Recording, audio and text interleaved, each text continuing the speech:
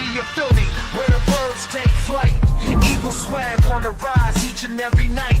Tone and Markus got the scoop ready to ignite. From the lanes of South Street to the Broad Street lights. Dashing like a running back, hitting every play. Blind guys in the zone, never led astray. Talking touchdowns, talking game day. Huddle around the mic, hear what they gotta say. I like an eagle soaring in the sky. Tone and Markus always standing by. Bringing their heat, call it do or die. Philly squad, hear the battle cry. Fly like an eagle soaring in the sky. Tone and Markus always standing by. Bringing their heat, call it do or die. Philly squad, hear the battle cry.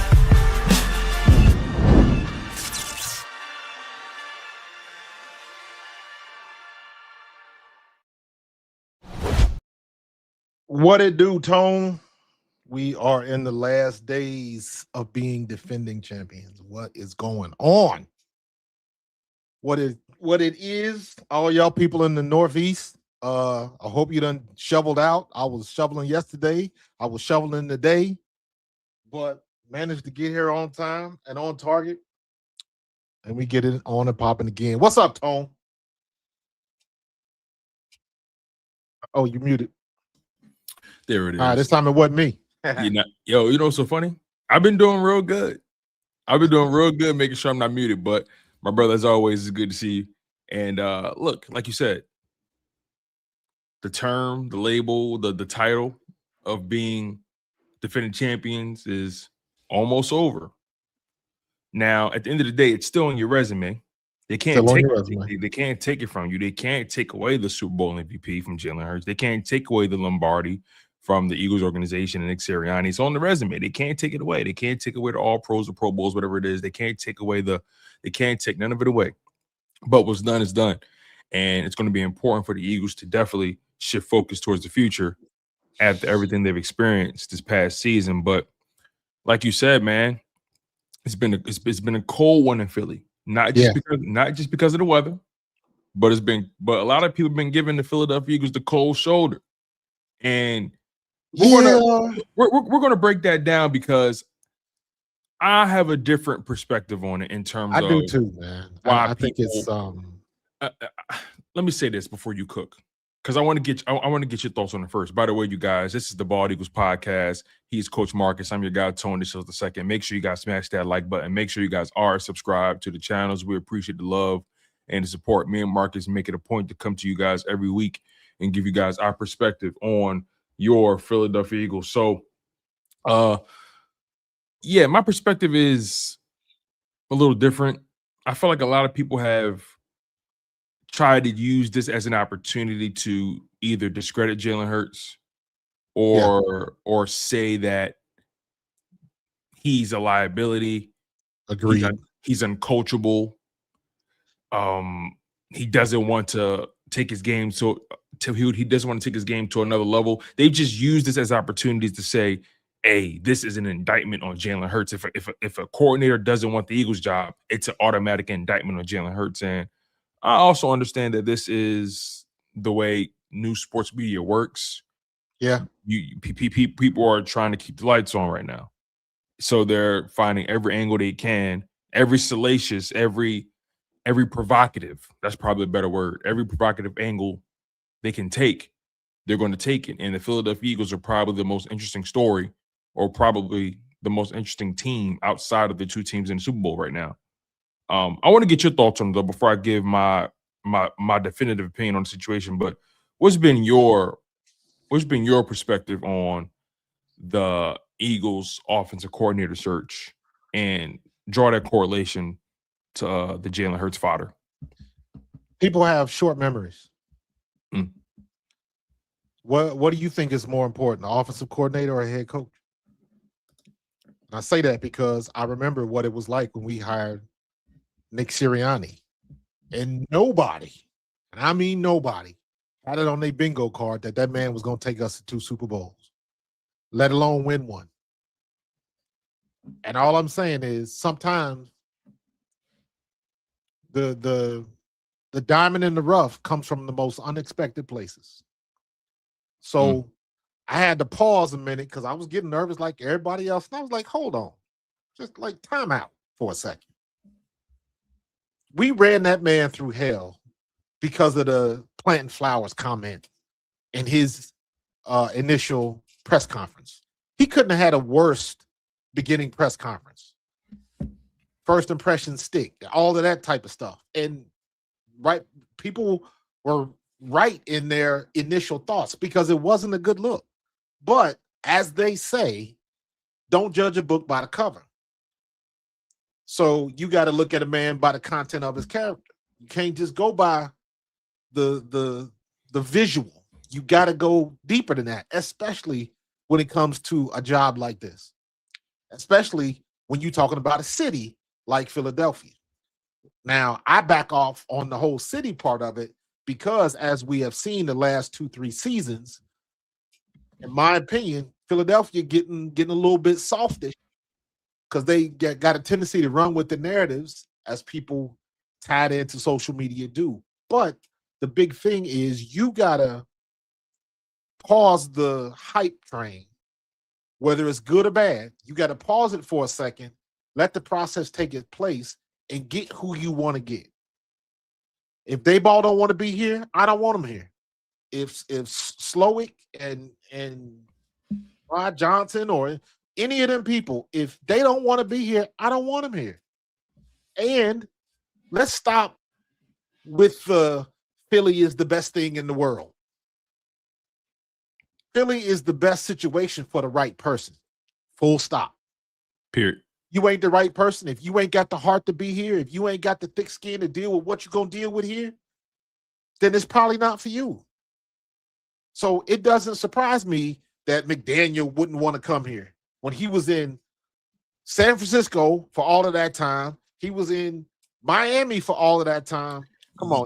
That's a very, very good point when you think about it. Same fan base, bro. Yeah, he's been, when you think about it from that perspective in particular when it comes to McDaniel, right? For one, speaking for myself, I never wanted the guy. I didn't. I'm unlike most people, I'm not just enamored by X's and O's and his ability to scheme guys open. That's it. To me, the job is more than just that. Obviously, we know the Eagles have been short on that at that particular position, the creativity part of it, but he got ran out of Miami for a reason.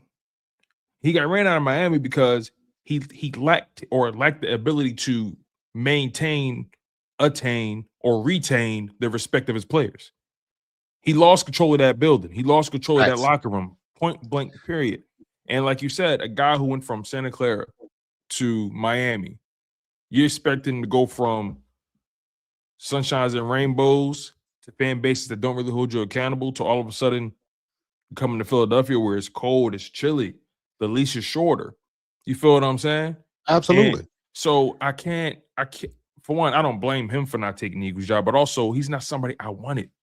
He's and I think people are getting so caught up in these guys' names. We going back to the same stuff we talked about with Jalen Hurts.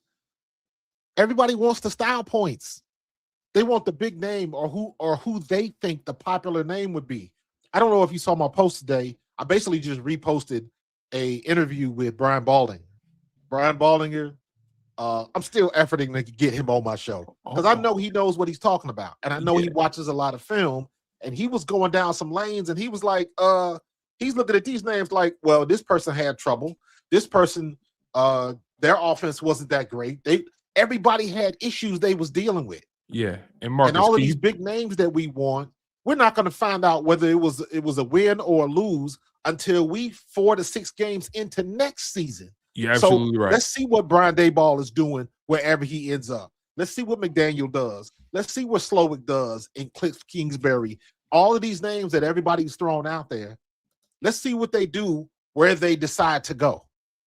Then you can make your decision and say, maybe we missed out on that one. Or maybe we dodged a bullet. Yes. Bring up 63 Mortis's comment here. 63X Mortis. He's a What's member. Up, 63? Did y'all get some snow in Richmond? He says, not saying Tone is wrong, but don't forget, Vic didn't even have the Dolphins players respect. This is where you're wrong, 60 Mortis. they didn't have his respect. Yeah. That's- Yeah. you- I didn't you- see that. You have 100%. that. You have that backwards 63 Mortis. And thank you for locking on the content as always. You're always loyal to the soil. Yeah. But you have that backwards. It's not that Vic didn't have the players' respect. They didn't have his respect. They didn't have discipline down there. That's the problem. That's Yes. why he didn't want to go to Miami in the first place. But a job is a job. But they didn't have his respect. Yeah, let's expound on that a little bit. Vic Fangio wanted to come home to Philly, but he had already given his word that he was going to sign with Miami. So he honored his word. He stuck to his word and stayed down in Miami for 2 years. And then when he left and came back to Philly, and who was that? Ramsey and all of them was making videos about kicking rocks like they was glad to get rid of him. Them jokers didn't have no discipline down there. He had that defense top 10 in the league, and they was mad that they was happy he left. And I was like, and they overcame you just injuries. mad because he don't want y'all in the clubs at 3 o'clock in the morning. Come on. He was coaching them through injuries. Yes. So my thing is, right, I don't just want the guy. I want the right guy. See, correct. People want the guy, but that's an incomplete sentence. You should want the right guy. I don't care about their name and who they're attached. I don't care about that. I want the right guy for this situation that's going to be here for at least 3 seasons. That can at least give me 2 or 3 seasons at least.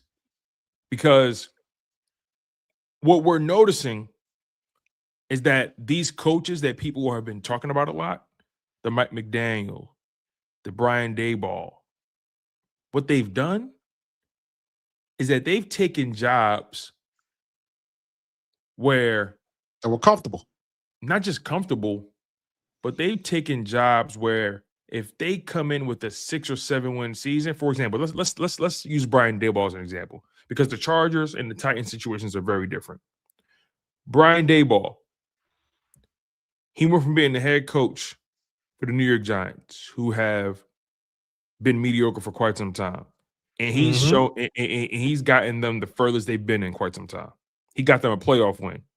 Nonetheless, he still lost his job, and you actually saw Jackson Dart developing under him. You take it a step further, he goes to the Tennessee Titans. Why? The Tennessee Titans are already on the floor. They're already so irrelevant. They're already so low. There's anything he does there is going to be a step up from what they did. And the expectations are lower. I also think it's a safer job.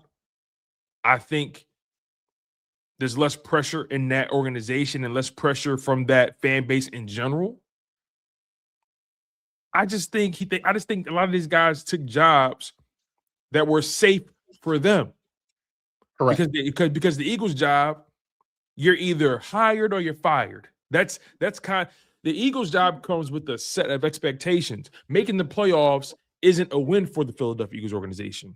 It's probably a win for the Tennessee Titans. It's probably a win for the Los Angeles Chargers.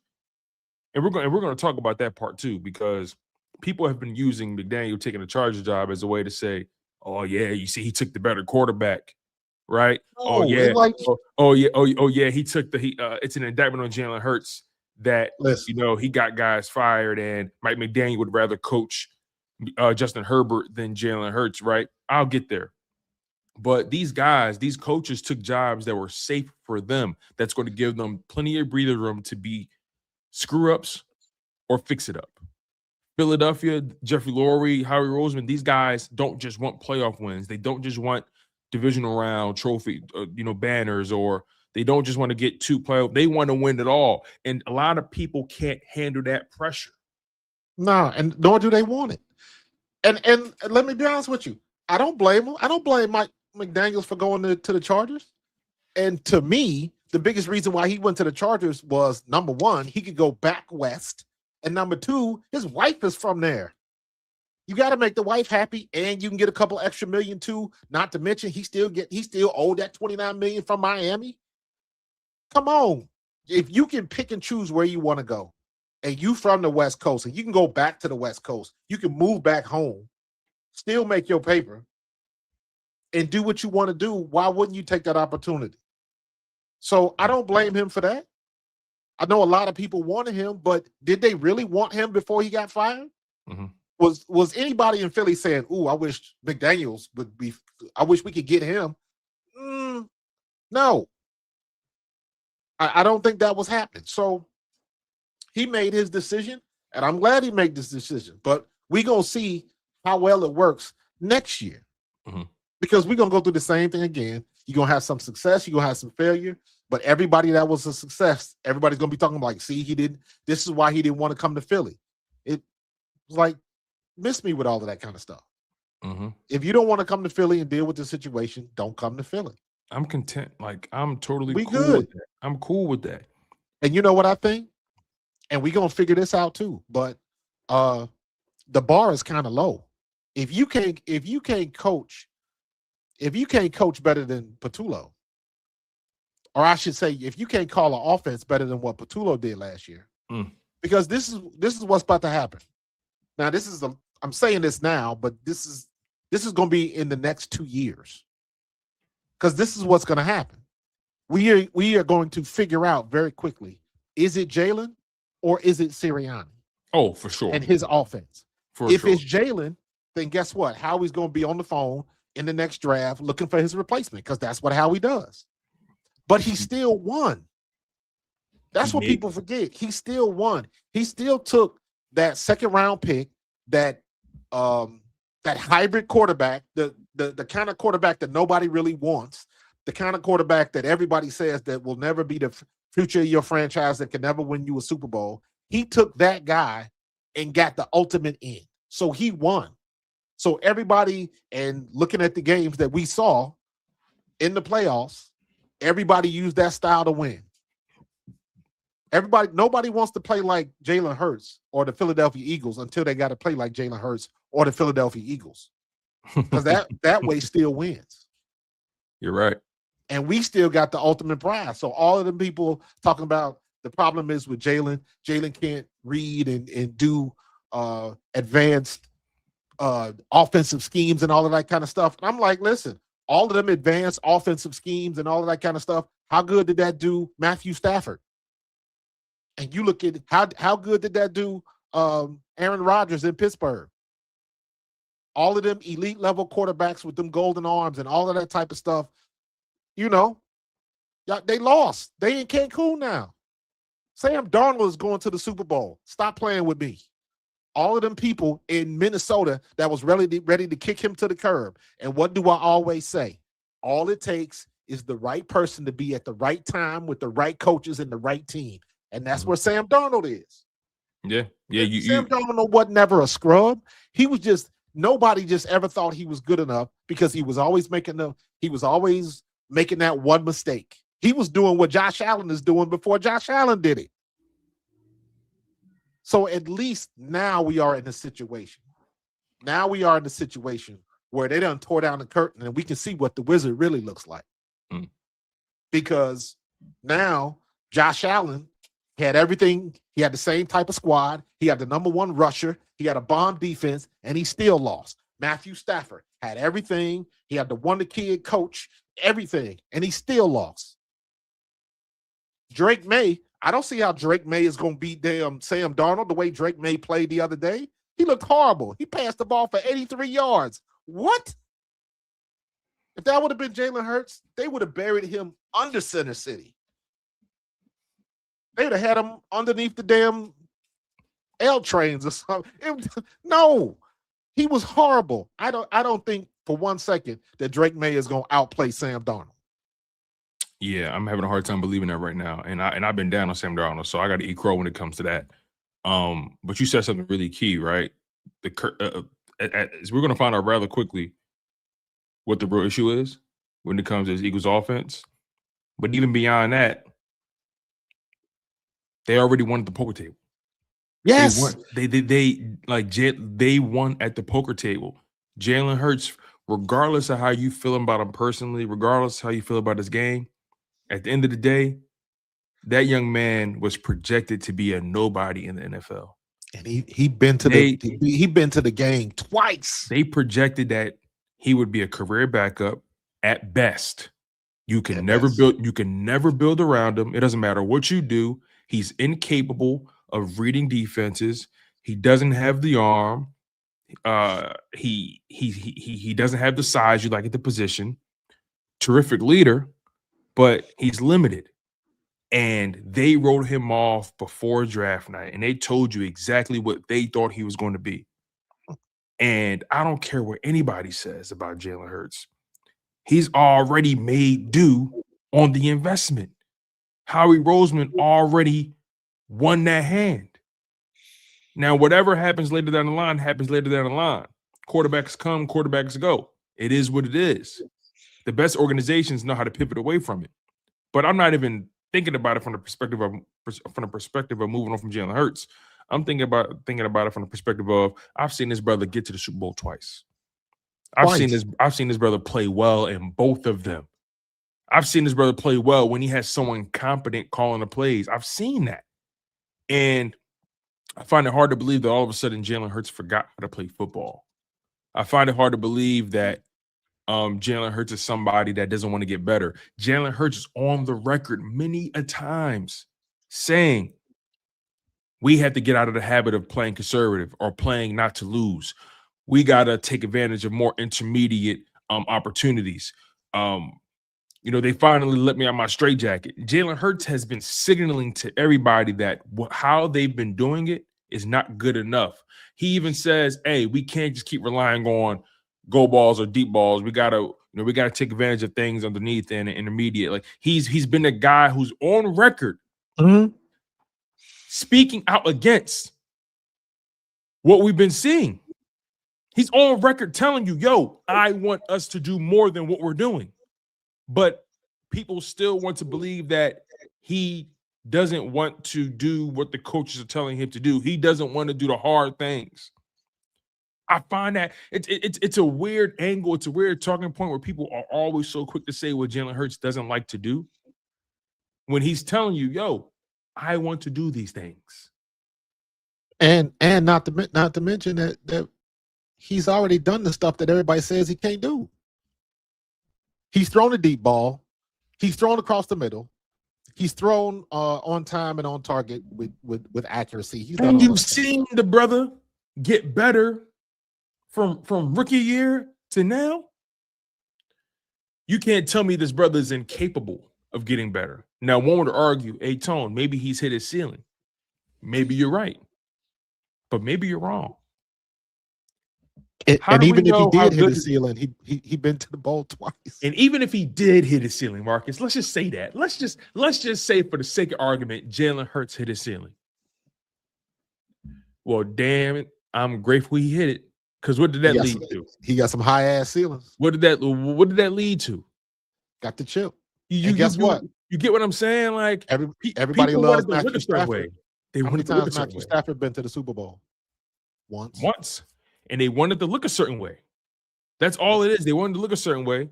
And I'm not saying Jalen Hurts is a perfect quarterback. I'm not saying Jalen Hurts has all these quarterbacks wiped down. I'm not saying that at all. Jalen Hurts has his warts like any other quarterback does.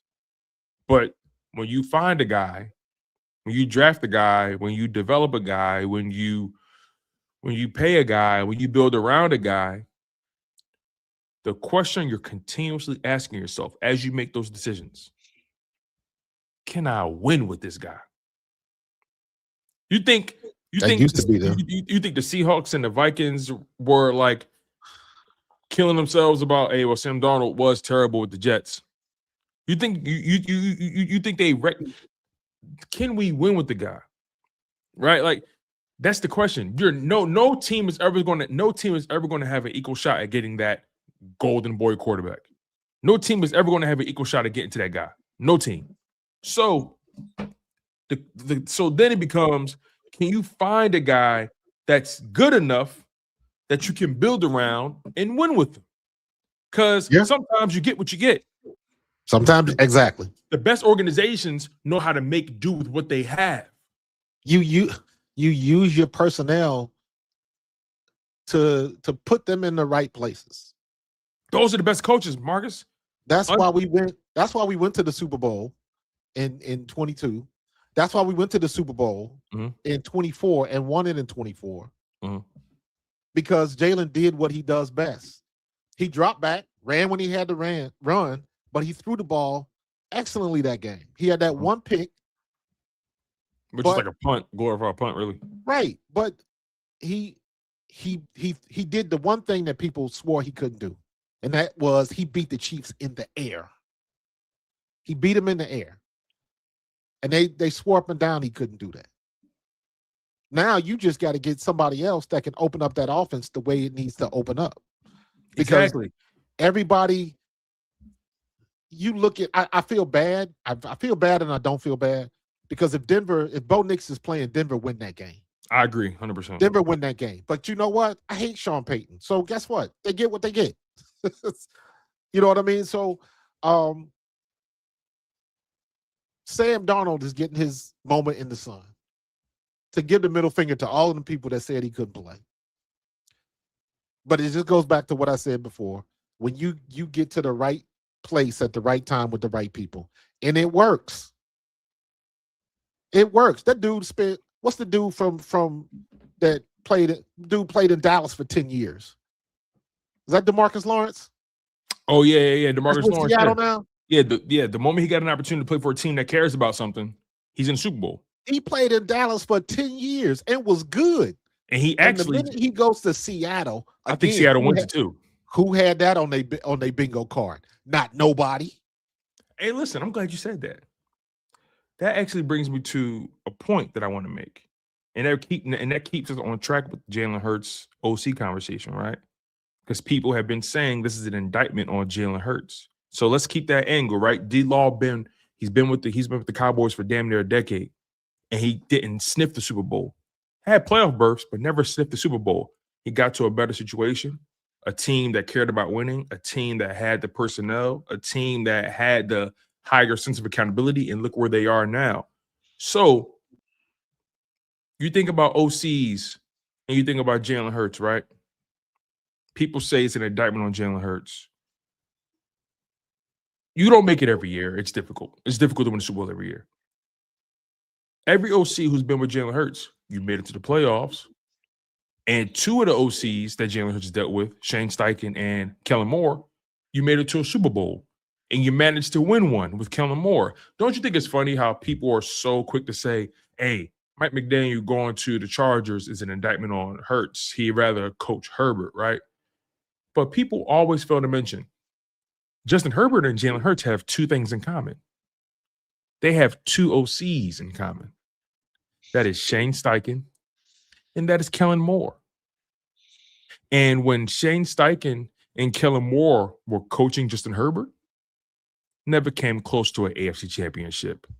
Doesn't have a playoff win. Doesn't have a playoff win. But when Jalen Hurts got with those OCs, Shane Steichen, Super Bowl berth. When he got Kellen Moore, Super Bowl win. And balled out in both games. So is the indictment really on Jalen Hurts, or is the indictment on Justin Herbert that whoever coaches this brother cannot keep their job? It's on record. It's on record. He got Kellen Moore fired. He got Joe Lombardi fired. Shane Steichen left to become the OC in Philadelphia. Sound like somebody else we know named Josh Allen. He just got their other OC fired. But again, we understand that the Philadelphia Eagles keep the lights on, not the Los Angeles Chargers for these publications, for these networks. We understand how it goes. Don't get it twisted. I'm one of the people that actually believes and understands the notion of no one likes us, we don't care. That's really how I feel about it. But we got to talk. If we're going to talk real facts, let's talk real rap facts. Let's really pull out the car facts. Let's pull out the car facts. Justin Herbert, this recent playoffs, only generated 3 points. I thought he was your god. Justin Herbert, the playoffs before that, 4 turnovers, 4 interceptions in one game? More turnovers he had all year long? Yep. You see, when these guys choose to coach quarterbacks like that, the Lord can't save them. It don't matter how much they pray. The Lord can't save them. They deserve to be where they are. Jalen Hurts is the type of quarterback that you actually want to coach, a guy who's a coach's kid who actually is coachable, understands and respects the hierarchy of an organization, and actually isn't a liability. He isn't a liability, no matter how you want to feel about him. The reality is you can win with Jalen Hurts. You can't win with Justin Herbert. And the Los Angeles Chargers, like I've told people, they're not an organization that cares about winning like they want you to think. But They're wait, not. hold on, Tom. Hold on. Because I'm gonna push back a little bit. Okay, I'm with it. But I'm gonna push back to our favor. Okay. You can win with Jalen Hurts, and you can win with Justin Herbert. Okay. They just haven't. You can win with Justin Herbert.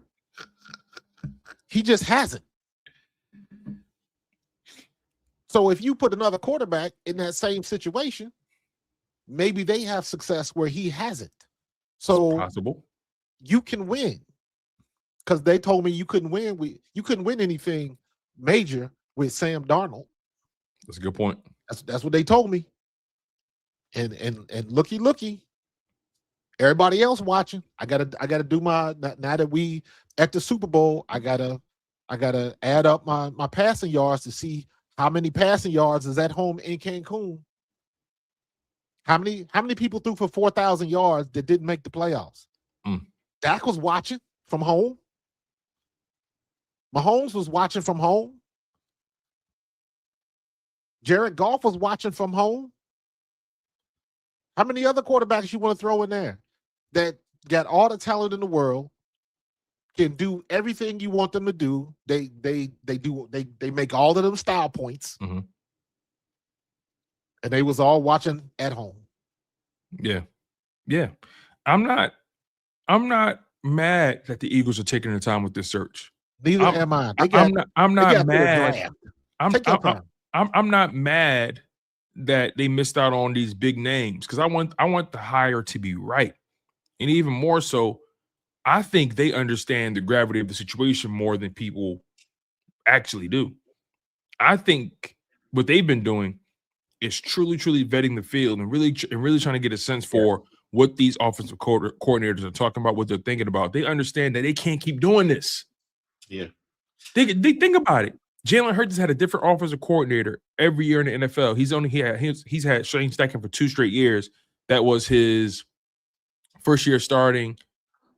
So basically his second season and his third season. He had Shane Steichen for back-to-back years. That was the 2021 and 2022 seasons. One of those seasons, he made it to a Super Bowl. Then Shane Steichen became the head coach for the Colts, but he hasn't had continuity at that position in quite some time. Brian Johnson, Kellen Moore, KP, then Shane Steichen before that. It's really been a mess. So I think they understand that if they're going to get the best out of their investment, which is the quarterback, which is the personnel surrounding the quarterback, if they're going to get the best out of their head coach, they have to make sure they get the hire right. They have to make sure they bring somebody in here that, hey, what are your long-term plans? And I was just about to say that. What are your long-term plans? Maybe they are trying to not put Jalen in this situation where the turnover of coordinators continues the way it has been. Because if you hire Mike McDaniel and he leaves, he's going after a year. Because people understand. Maybe they are asking that question. Maybe they are saying, like, hey, can you commit to us for 3 seasons? Can you commit to us for 3 years or 4 years? Maybe they're asking too much. And to their credit, maybe they say, like, nah, because if I get a head coaching job, I want to take that opportunity. If I get this position, I want to take that opportunity. So maybe they don't want to commit to 3 or 4 year contract. Maybe that's what they're asking. That's a hard ask, and it's going to cost a lot of money. But when you're in a situation like we are, and you've done what we've done, you got the cachet to ask that question. Bingo. But it comes back to everybody don't want to be uncomfortable in Philadelphia because they're gonna come with it. And I'll be honest, throwing eggs at Kevin Patullo's house that does have something to do with it. If people don't think that's part of it, Oh, you crazy. absolutely. And you know what's so You funny? crazy. So It you mean to does. tell It does me have something to do with it. you mean to tell me that because the city doesn't like the way I'm coaching, they're gonna come and egg my house? They're gonna because let's streamline this. They're gonna put my family in danger. They don't know if Kevin Patullo's wife was home or his kids was home. And you posting this shit on TikTok. I don't want to go down that rabbit hole about them idiots, but suffice it to say, again, I'll say it for the last time. I hope they find them kids and beat the brakes off of them. Mm-hmm. Another thing too. But that to me, that's just like telling somebody, "Hey, I'm moving to this city," and then somebody tells you, you might want to rethink that because their school system is the worst in the state." If you come in and you bring in your family, that plays into it. So all of that mess that them idiots did with Kevin Patullo and all of that kind of stuff, that makes a difference. And it's unfortunate because it is unfortunate because three people, I don't know how many people it was, but for the sake of argument, three jokers put a stain on an entire fan base because they wanted to be idiots, right? You know, and you know, I told you guys, like, you guys know my position on it, no need to revisit it, but it's the reality is that's something that made headlines. That's something that people think about when they come to Philadelphia. What is the vitriol I'm going to have to deal with if we start off slow? What do I have to deal with if it takes us about 10 games to really hit our stride? Can I weather that storm? It's just everybody's not built for the situation. And I think ultimately when you think about how the Eagles are approaching this, you want somebody that's going to bring the best out of your quarterback because that's where the money is. You want somebody that's going to bring the best out of your quarterback. You want somebody who wants to continue to build on their resume with the Philadelphia Eagles and so on and so forth. This isn't a situation where you want to rush this thing. You want to get the right guy in the building. You want a guy that absolutely is not trying to jump ship the moment he experiences some semblance of success. Linda hit the nail on the head. Yeah. And also, I'm so glad she said that because there's a lot of people out here. Everybody ain't gonna be happy, regardless of who they get. There's a lot of people out here acting like they got access to this mystery list of OCs. The reality is y'all don't know who y'all want, and y'all don't even know who you don't want. Steve Walsh could show up and take the job, and people would still be pissed off. That's the reality of it because coaches aren't like there isn't like a directory of coaches like it is players. It's not the same thing. People want Matt McDaniel. Why? Because you've seen Tyreek Hill make that scheme look crazy, or Jalen Waddle do what they did. Why do you want Brian Daboll? Right? Because there's a Jalen Hurts connection. Why is that it? Like why do you really want these people? The reality is people don't know why they want these people. All they know is they want somebody that makes them feel safe. Exactly. That makes them feel good. That gives them something to talk about for a few months. The reality is y'all don't know what none of these guys are truly capable of. You don't. You're not going to know until we hit grass in September or even October. So I want people to stop pretending like, oh, wow, we hired that guy. That guy's trash. You don't know nothing about him. Why is Daboll not trash? Because didn't he get fired? Yeah. Not everybody. Most of the people that we talking about, didn't they get fired at one point in time? So at the end of the day, all of these guys, I keep hearing this buzzword. All of these guys are retreads. That's the buzzword I keep hearing, retreads, because they've been somewhere else. But if you get the young coach, I'm sorry, but I don't want a coach that's 29 years old. I don't want a coach that's the same age as my quarterback.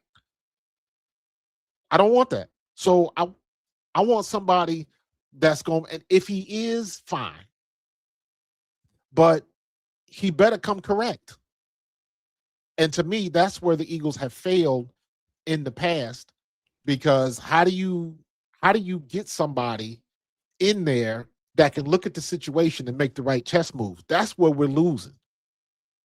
That's where we're losing. Because I'm seeing these jokers play now, and yes, it frustrates me. Because I'm looking at these guys like, man, we could have killed them dudes. But no, we couldn't have, because we didn't have nobody that could run our offense effectively. We were still going into the playoffs, we were still wishing that we weren't bipolar with our offense. What they say in the chat, the prevent offense. It's crazy. I never heard it before. And we could not get out of our own way, and we could not figure out a way to think 4, 5, and 6 moves ahead. We were only 2 moves ahead, and everybody figured that out. And I keep saying this, the games that I watched on film, almost every game, them jokers was in the backfield because they knew what play was coming. Mm-hmm. They knew what was coming. And that's why I'm looking at a coach where this is the NFL. Everybody's got to figure that out. Now, unfortunately for Kevin Patullo, we were still in I don't know. I guess we were still on the hangover from the Super Bowl. Mm-hmm. Because do I think Kevin Patullo would have been better if they would have kept him?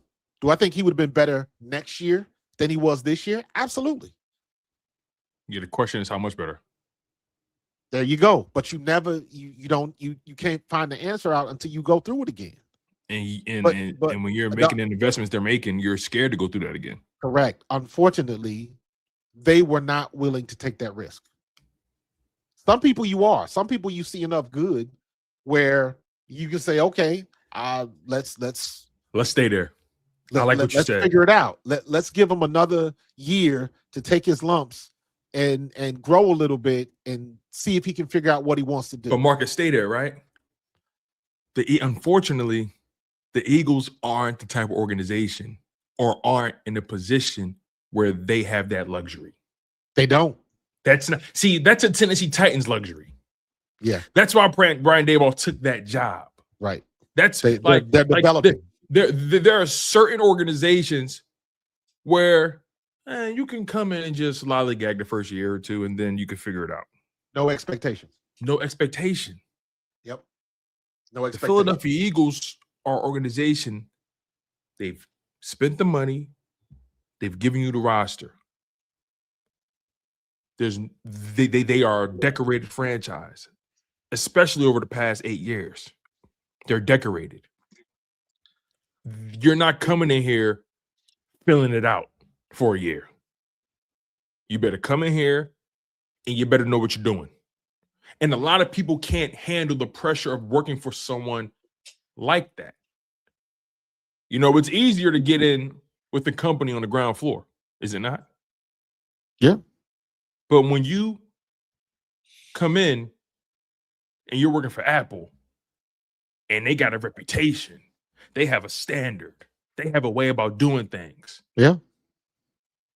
It's either produce at the rate we need you to produce at, or get the hell out and turn in your badge and your key card. A lot of people can't handle that. A lot of people can't handle that. You know, it's a different game the Eagles playing. The Tennessee Titans and the Philadelphia Eagles, they're not playing the same sport right now. They're not playing the same game. You know, like one team is Nickelodeon and another team is AMC, FX. We all run television programming, but hey, we're playing a different game here. Okay? You know, Breaking Bad versus SpongeBob, right? Y'all playing kid games over there. We dealing with big money over here. It's a different thing that's happening in Philadelphia. And it makes people uncomfortable because it's an unpredictable game and it's a high pressurized game. So as a fan base, we're along for that ride. Right. And it gets scary. But this is what happens when you plan big money at the big poker table. This is what happens when you're going for Super Bowls.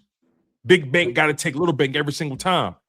And you may lose some, but do you got the balls to stay at the table and play your hand? The loss is part of the game. It's part of the gig. The gig is the You don't gig. take the L's. If you ever been in Vegas, what do they tell you? Always bet on black. Well, if you always bet on black, you're going to lose because red is popping. And guess what? In this case, I'm always betting on green. You want to know why? Because the reality is the Philadelphia Eagles, our organization, is always going to put their chips in. Always pushing their chips in. Who would you rather root for? I want to root for an organization that's willing to swing. Yeah. That's willing Big to time. swing. Big time. I don't want somebody that's going to always hold their gun. You know, hey, listen, in them hood classics, you can't get in the car if you ain't going to bust your gun. You can't get in the car with me. You know, my dad told me, right? He used to, you know, back in the day, he said when they used to go to the mall, they used to be like, listen, you can't roll with us if you don't know how to fight. Because not saying we're looking for something. Right. But you can't roll with me if you don't know how to fight. So same thing. I don't want you coaching for me if you ain't scared to knuckle up, or if you're scared to knuckle up. I don't want you coaching in Philadelphia if you're scared. It's a different game that's happening in Philadelphia. People talking about Frank Reich. Maybe Frank Reich didn't want to come back here. And that's the thing. People don't Stop factor assuming. that in. They don't factor that in. Stop assuming, because everybody. What if Frank Reich wants to be a head coach again, and he don't want to come here to be tied up again, to leave again? So I understand that. I'm not concerned about who they get. I'm concerned about whoever they get. What can they do? Because theoretically, based on what everybody's saying, what everybody in Philadelphia is saying, they can't be as bad as Kevin Patullo, right? That bar is very low. So what do we expect? And again, everybody's not going to be happy, whatever the decision is made. Mm-hmm. So for the same reason, I'm not worried about this, for the same reason that Sam Darnold is going to the Super Bowl. The most unexpected people will surprise you. So let's just accept the fact that if you are even considered as a candidate for this job, you must be good at your job. And we're going to get somebody, I would think, that's going to have a measure of success, creativity, because now we know what we're looking for. We know what we didn't get last year. And I'm saying that knowing and acknowledging the fact full well that wasn't all Kevin Patullo's fault. Some of that was on Jalen. Some of that was on Devontae. Some of that was on AJ. Some of that was on that. A lot of that was on the offensive line. Let's keep it a bean. But the times where we needed our coach, our coordinator, to be able to make the right move so we can get checkmate, we couldn't do it. We could not do it. And it ended up costing us. It cost us big time. You know what's so funny? You know, I see people, I say this, you can always tell where people get their sports talk from based off how they talk. You can always tell if you listen close enough, if you read close enough, you can always tell, right? I know a lot of people have their strong opinions about when it comes to Jeffrey Lurie and Howie Roseman's sense of control over the organization, right? They feel like they don't want guys in there that's going to rock the boat. They don't want guys in there that they deem as uncontrollable, right? They don't want guys in there that want to run the show. And we've seen how bad that looks when it comes to the Chip Kelly situation, right? But here's the cold, hard reality. Here's the facts. You know, there are organizations out there that tend to hand the keys over to these new coaches that come in. A la the Chargers, they gave Jim Harbaugh the keys. Still ain't won nothing. You know, the Giants, you know, they gave John Harbaugh the keys. We'll see what he does in New York, right? But oftentimes, when organizations just hand all the keys to the building to that one head coach? I mean, how often does that really work? How often does it really work? So all I'm trying to say is, right, for people who want to criticize the Eagles process, for people who want to criticize how the Eagles run their organization, how they run their building, how they run their infrastructure, for people who want to criticize that, make sure in doing so, you count the playoff berths, you count the NFC, you count the division titles, you count the NFC Championship appearances, you count the NFC Championship wins, you count the Super Bowl wins, especially over the past 10 seasons when Howie Roseman officially took back over, right? People want to criticize how they do things and the level of control they want to have, but this is a results-based business. This is about what have you done, and regardless of how you feel about it, their process works. It does work. How they do it works. Been proven. I don't care who says what. I don't care how you may feel about it internally. Their process works. We've seen it. We've work. Experienced it. We've gotten drunk to it. You feel what I'm saying? We've celebrated on Broad Street to it. Hey, I was at the art museum both times, bro. I know what it works. And guess what? We got to stop with this nonsense as if Jeffrey Lurie is just counting every step every coach makes when they come in that building. We got to stop acting like Howie Roseman is counting every step they make in that building. No, that's not what they're doing. They have a process. They have an infrastructure. They have a way about doing things. And as simple as that. See, you got to watch out for the teams who don't have infrastructure, who don't have culture, who are always looking for somebody to rebuild their franchise from the inside out. Exactly. Those are the organizations you don't want to be. You don't want to be that. You don't want to be a team who's constantly searching for a culture, constantly trying to build an infrastructure. The Eagles have 2 Super Bowl wins doing it their way. Man, kiss my ass. Exactly, dude. Kiss Why do y'all my think? ass. Why do y'all think as bad as some people say Sirianni is? Why do you think he hasn't been fired?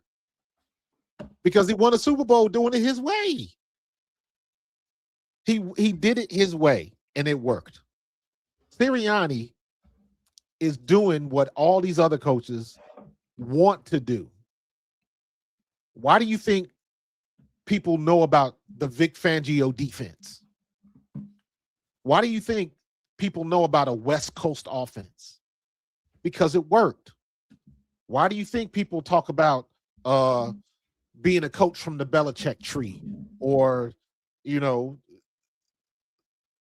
take one of those Bill Parcells, you coached with him, and Andy Reid, all of them coaches that came from Green Bay during the golden era at Green Bay, and Brett Favre. So that's what Sirianni is trying to do.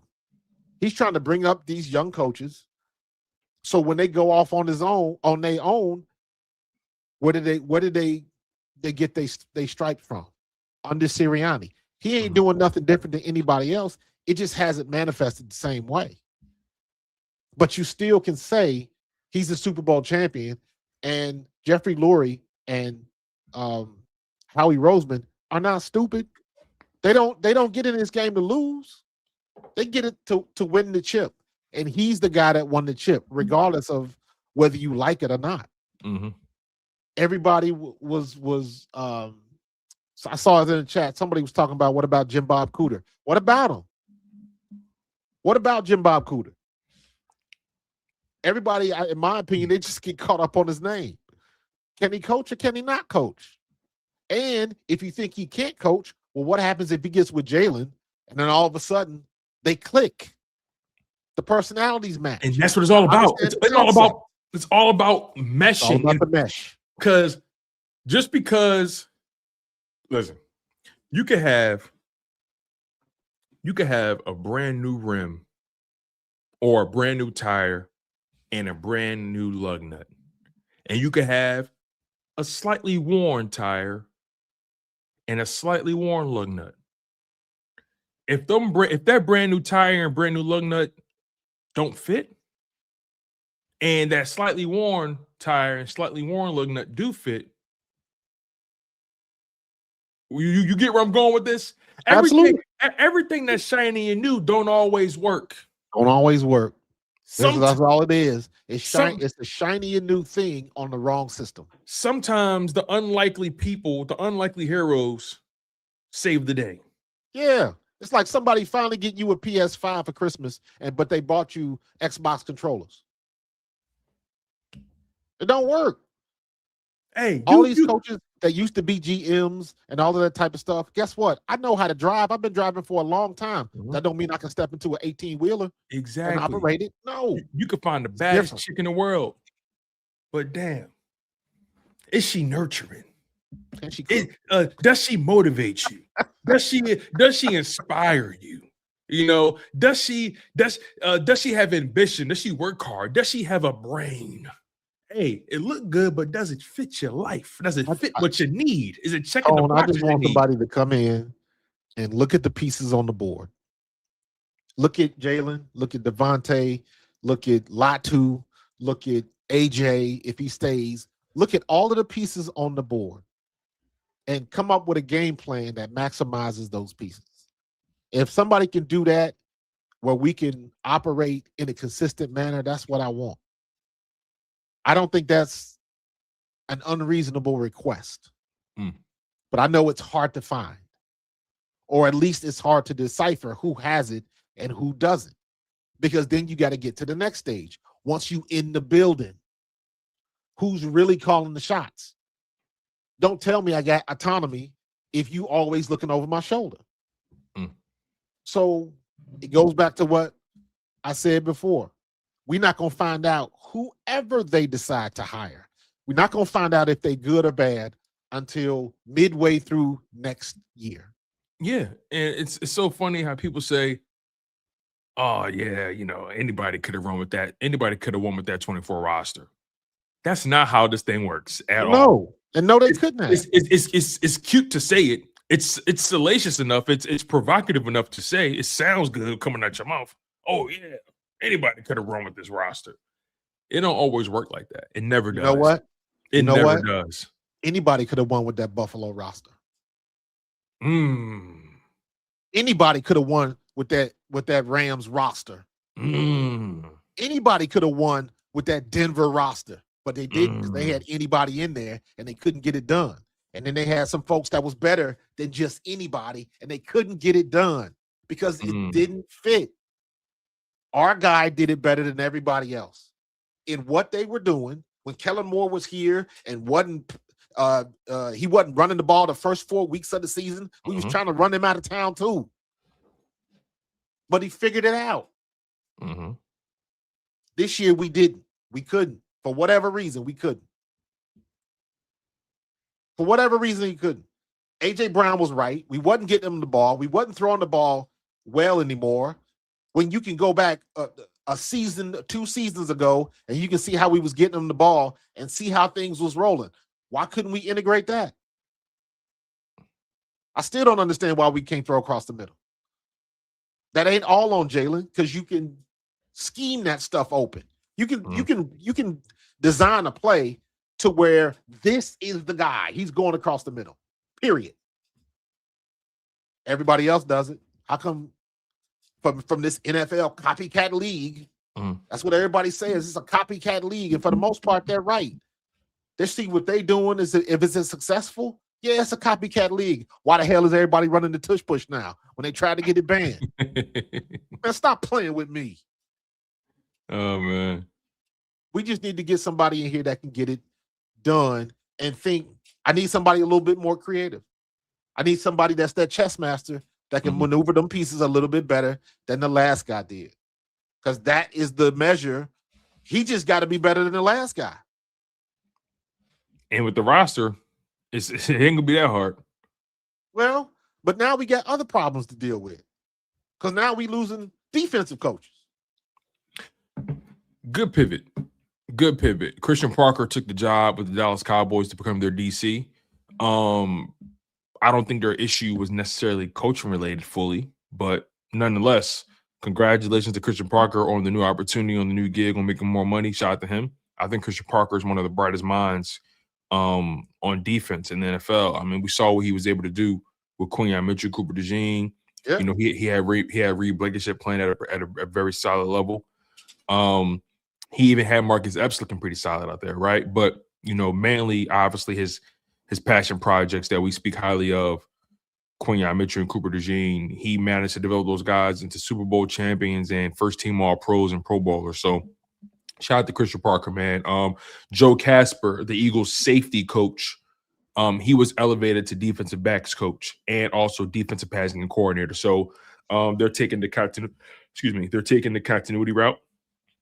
And I'm not mad at that. Joe Casper has been in the building. He's been developing these guys as well. He's worked with Quinyon. He's worked with Coop. He's worked with Reed. He's worked with all these guys, right? So I'm not mad. I'm not mad at the continuity approach in that regard, right? Sometimes continuity at certain positions is okay, and I don't mind having Joe Casper take over as the DB coach, especially since he was on Christian Parker's staff. I mean, Vic Fangio brought that guy in for a reason. He brought Christian Parker had him working under him for a reason. You feel what I'm saying? So congratulations to Joe Casper. Congratulations to Christian Parker. In other news, though, Mike McDaniel, like we said, took the Chargers job. Brian Daboll took the OC job with Tennessee, working with Robert Saleh, which is hilarious. Two former New York coaches end up in Tennessee together. That's funny to me. Charlie Weiss Jr., he was a candidate for the Eagles OC job. He's decided to stay at LSU. Declan Doyle, he's decided to remain with Chicago. He decided to stay at LSU because that college money is paying. For sure. Declan Doyle, he's decided to remain in Chicago as OC. I mean, I don't really blame him. It's a lateral move to come to Philadelphia from Chicago. It doesn't make much sense that he was even interviewing for the job in the first place. So you already got a relationship with Caleb Williams. He's on the rise. Yeah, that was kind of that's a pointless transition if you ask me. Bobby Slowick, he was in Miami. He is more so notably known as the OC that helped develop CJ Stroud, but we know CJ Stroud also did regress under him as well. Hence why Bobby Slowick lost his job. Bobby Slowick was in Miami as the pass game coordinator. He's just been promoted to offensive coordinator under their new head coach, Jeff Hafley. If you guys don't know Jeff Hafley, he was the DC for the Green Bay Packers. I think he also coached at Boston College as well, right? I think so. Jeff Hafley, his first head coaching opportunity. He has a tall task in front of him, especially as it pertains to the Miami Dolphins infrastructure and their culture. So we'll see what he's able to do there. Clayton Adams, the Cowboys OC, he got blocked by Dallas from interviewing for the Philadelphia Eagles. It is what it is when it comes to that. Mike Kafka, he was somebody that potentially was going to be available, but Mike Kafka ended up joining the Detroit Lions staff. The candidates who are still available, that are known to be available or who have interviews set up, you have Packers quarterbacks coach Sean Mannion, Dolphins offensive coordinator Frank Smith, Texans quarterbacks coach Gerard Johnson. He's a name that recently came up. Yep. Former Bucks offensive coordinator Josh Grizzard, Colts offensive coordinator Jim Bob Cooter, and the Chiefs former offensive coordinator Matt Nagy. Eric Bieniemy went back to the Chiefs. So there are still some names that are still available there, but again, they're just names. I want the right guy to build it. I actually would much rather have a guy I don't have a history of, so I can't really form an opinion. It worked for us because didn't nobody know who Nick Sirianni was when we hired him. And nobody knew who Shane Steichen was. Yep. Let's keep it all real. They were associate coaches, assistant coaches with Indianapolis, and it worked. It worked. And you know what's funny? They thought Frank Reich at least thought he could recreate the wheel by getting Anthony Richardson down there, and it doesn't work. Yeah, doesn't work. So I'm trying to get to some of these supers, but for some reason, remember we saw tab the is missing. The tab where you can look at. Listen, that happens. That's been my problem. Whenever I stream, for some reason that starred tab or that super is not there, and I don't know what's been going on with it. So I've been personally forced to scroll back. That's what I'm doing. I'm going back and manually starring them. Yeah. I found 5 of them, but hope I didn't miss any. No, that's actually it. It should be 2 posts from Dre. It should be 2 posts from members and 3 super chats. One from Linda Washington, one from Miss Fanny, and one from Darth Panda. Yeah, so there's Linda. I think Miss I Linda. found all of them. She says, I think they come. Thank you for the $9.99 super chat, by the way, Miss Linda. She says, I think they come to interview, stand, fine. They can't work under the Sirianni system when they hear what it entails. If it was Jalen, then they wouldn't come for the interview. I mean, I don't know if I agree with that because that's too. Oh, and fine, got it. Yeah, because it's nobody's gonna ever go into a perfect situation. If you interviewing, that means something happened. Somebody got fired. Maybe somebody took another job. Something like that. Usually, it's the latter. Somebody got, or the former. Somebody got fired. Yeah, you nailed it though. No situation is perfect. So you gotta look do the personalities match. It's a lot to look at. I think it's more than Nick's system because we keep complaining about Nick's system, but Nick's system got us to a Super Bowl and won it. 2 of them got us 2 Super Bowls and won one. Mm-hmm. But he finally found somebody that knew how to. Kellen Moore injected enough of his ideas into the system to make it work better. And we also understand that didn't do that. Yeah, and we also understand that, and you tell me this all the time. Most of these playbooks, they're not that different from each other. Yeah, it's all about how you get there. It's all about, like, most of these coaches are operating with the same ingredients. Like, it's not like people got to understand these playbooks have hundreds, damn near thousands of plays in them. Oh no, it's thousands. Thousands. Yeah. You played the game, so I mean, I'm leaning on your expertise, and I think that's something people forget. You've played this game on every level. There are thousands of plays in these playbooks, and then it's always changing. So it's easy, and I think it's lazy to say, and I'm not talking about you, Ms. Linda, but it's just Nick's system is not really. It's not the problem. It's how it's being executed and the plays that are being chosen to be called, right? Like, it's too many plays in the playbook for you not to have an answer for something. And some guys, especially when this system is proven to be a winner, right? And some guys know how to maneuver through it. Yeah. Some guys know how to find the plays that work and know how to execute. Again, we've seen Shane Steichen do this. We've seen Shane Steichen run this offense and run it to perfection. He's probably the best we've seen run it. And we've seen Jalen thrive, with this playbook.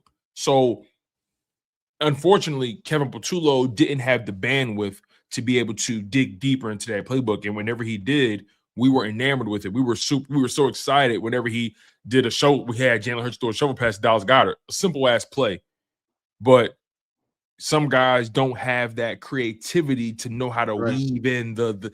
Some guys don't know how to, link the jab with the uppercut with the overhand. Like, everybody don't know how to set up that. Set it up. Punch. Yeah. You talk about all the time. All these coaches playing with the same ingredients. Everybody can't cook though. Nah. No. They're trying to stick it in the microwave. Exactly. Dre Day, thank you for coming to member. Shout out to Dre Day. Appreciate you. Miss Fanny Wood, A-Ball Eagles candidates want complete autonomy. Nick wants control. Management wants play calling experience. Hurts just wants consistency. Will they ever reach happy medium? Sure they will. I think people overestimate Nick's desire for control. Like, I agree. People overestimate. I totally agree. Nick understand. Nick is probably one of the more self-aware people in that building. Absolutely. But it's easy. Just don't like his attitude. People don't like his personality, and that's reasonable to say. But Nick, it took Nick 4 weeks, 5 weeks to say, this play calling thing not for me. I can lead men though, but this play calling thing not for me. And he handed it over.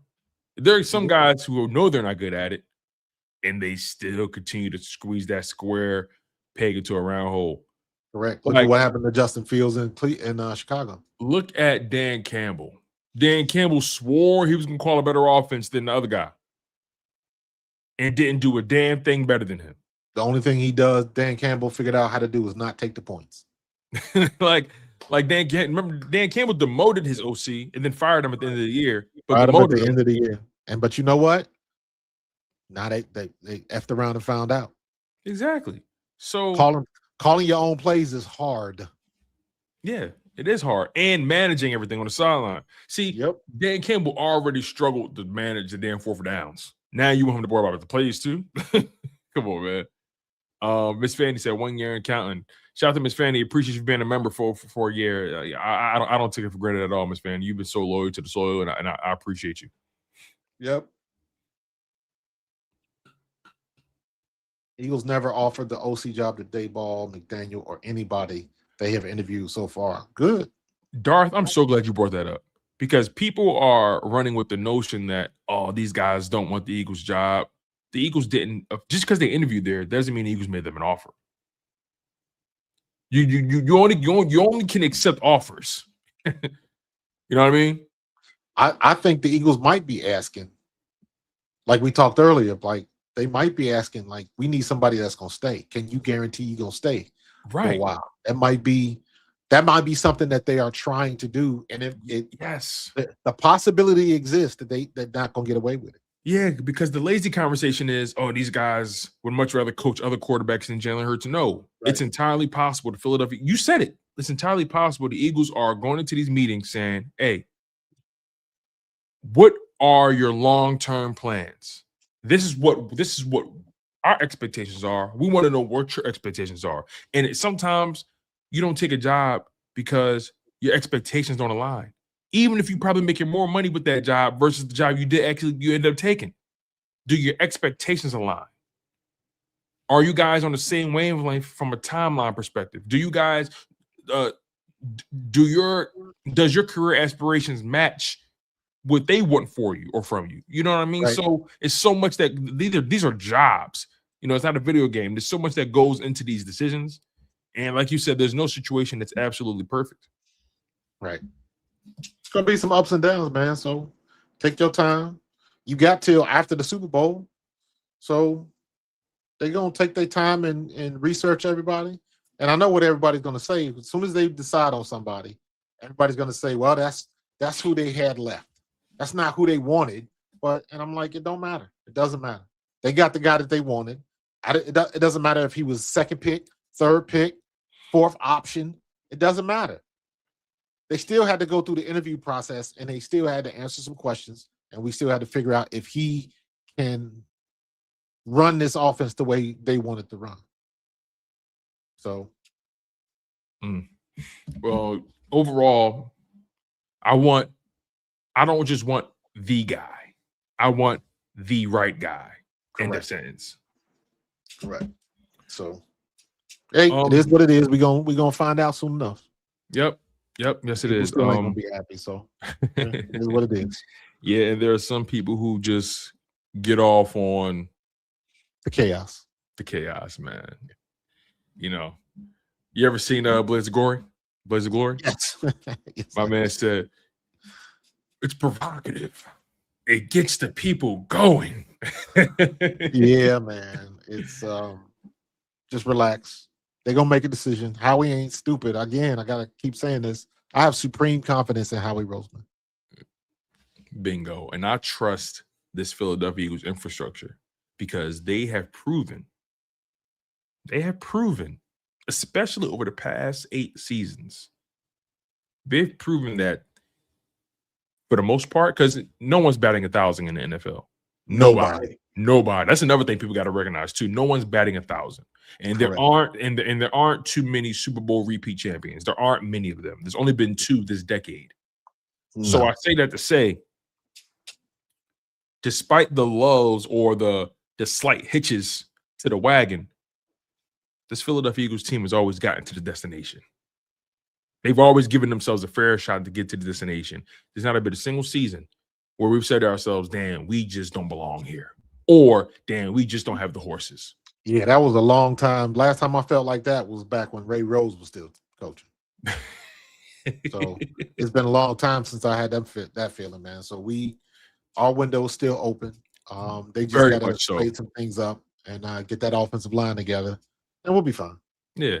And for the sake of argument, if an organization is making the Super Bowl or the NFC Championship every other year, are they really a bad organization? Facts. You know? Like, I mean, let's put this thing in perspective here. The head coach that everybody hates has got more wins in his first 5 seasons or whatever that is. Come on. 5 seasons. Leave it alone. 5 playoff berths. Leave it alone. 2 Super Bowl appearances. Whether Super Bowl win. Whether you like it or not, he was right. Sometimes you got to plant the flowers and you got to cultivate the ground and let it grow. Let me ask you a question, Marcus, real quick before we go, because we're about to close the show out. Let me ask you a question. What are the odds a team makes it to a Super Bowl and wins it? Like what is there a metric or an odd or a percentage? I'm sure there is. Like what's the percentage of likelihood of a team winning the Super Bowl? Especially with all of these betting sites. What are the statistical odds of a NFL team winning Super Bowl? Now it's probably kind of high because there's only 32 teams. Right. So, but I think also from a team perspective, from that angle, right? If you just do 1 divided by 32, let me see here. 1 divided by 32. They say it's like 50 to 1 odds and all that kind of stuff. Okay, this is even better. It's 32 teams, you said, right? 32 teams.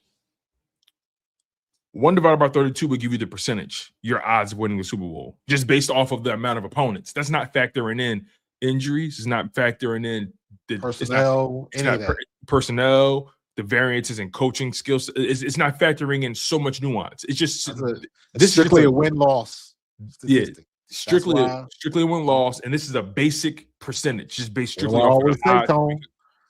Numbers don't lie, but they do deceive. Listen to this. 32 teams in the league.